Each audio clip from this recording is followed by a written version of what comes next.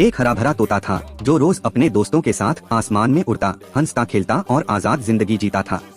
लेकिन घर में एक बूढ़ी दादी थी जो दिन भर अकेली बैठकर उसी तोते से बात किया करती थी। दादी उसे अपना बेटा मानती थी। जब तोता उड़कर बाहर चला जाता, दादी की आंखें भर आती।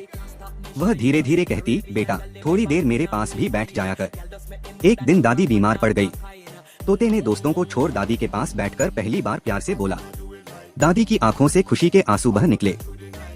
उस दिन तोते को समझ आया कि सच्चा प्यार शब्दों से नहीं, एहसास से होता है।